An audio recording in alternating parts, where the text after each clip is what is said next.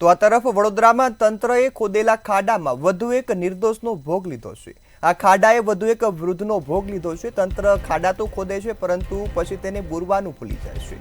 શહેરના આજવા રોડ પર ખોદેલા ખાડામાં વૃદ્ધ પડી જતા તેનું મોત નીપજ્યાની ઘટના સામે આવી।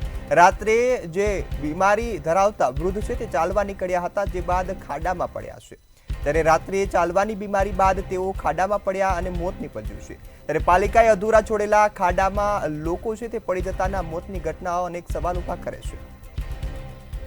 સંવાદદાતા તુષાર પટેલ ફોન લાઈન પર જોડાયા છે। જી તુષાર, તંત્ર ખાડા ખોદે છે ને બુરવાનું ભૂલી જાય છે ને ભોગ નિર્દોષ લોકો બને છે અને આવી જ ઘટના વડોદરામાંથી સામે આવી, શું વિગતો? ચોક્કસથી રોનક, જે રીતે કહેવત છે કે ખાડો ખોદે તે પડે, પણ વડોદરામાં વિરુદ્ધ થઈ રહ્યું છે। પાલિકાના અનગઢ વહીવટને કારણે ખાડામાં જે લોકો પડી રહ્યા છે એ પાલિકાના વહીવટદારો કે અધિકારીઓ કે પદાધિકારીઓ નહીં, પરંતુ શહેરના નિર્દોષ નાગરિકો પડી રહ્યા છે। રોનક, થોડા દિવસો અગાઉ જ સરદાર એસ્ટેટ પાસે પાલિકા દ્વારા રોડ બનાવવાની કામગીરી ચાલતી હતી, જેમાં એક ખાડો ખોદેલો હતો। એ ખાડો પૂર્યો ન હતો, એમાં એક રિક્ષા ચાલક મડકે ખાબક્યો હતો અને રિક્ષા ને પણ નુકસાન થયું હતું। સાથે સાથે ઘટના સ્થળે જે રિક્ષા ચાલકનું મોત થયું હતું। આ બનાવને હજી માંડ 15 થી 20 દિવસ થયા છે, ત્યારે વહીવટી તંત્રની આળસનો બીજો નમૂનો સામે આવ્યો છે।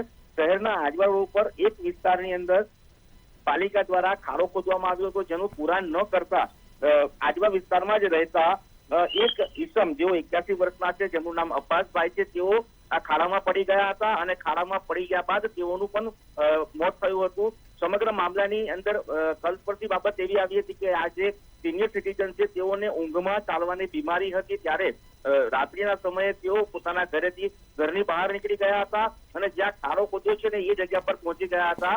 અલબત્ત ઊંઘમાં હોવાને કારણે તેઓને ખાડો છે કે નહીં તેની ખબર ન હતી અને અજાણતા તેઓ ખાડામાં પડ્યા હતા। મળસ્ટાની સવારનો સમય હોવાને કારણે કોઈ પણ લોકો આસપાસ ન હોવાને કારણે એ જે પટલો ખાડો છે એમાં ગંભીર ઈજા સાથે પડેલા વૃદ્ધને બહાર કાઢવામાં લાંબો સમય વીતી ગયો હતો અને તેઓનું સારવાર દરમિયાન મોત નીપજ્યું હતું। સમગ્ર મામલાને લઈને સ્થાનિક રહીશોએ પણ રોષ ઠાલવ્યો છે, ત્યારે પાલિકાની આ પ્રકારની ગંભીર બેદરકારી આવનારા સમયની અંદર અનેક નિર્દેશોનો જીવ લે એમ લાગી રહ્યું છે। જી રોનક। જી બિલકુલ તુષાર, સંપૂર્ણ માહિતી બદલ આભાર। હાલ તો તંત્ર ખાડા ખોદી અને વિકાસના કામો કરવા માટે શરૂઆત કરે છે, પરંતુ નિર્દોષ લોકો આ ખાડાનો ભોગ બને છે, ત્યારે જલ્દી કાર્યવાહી થાય તે જરૂરી છે।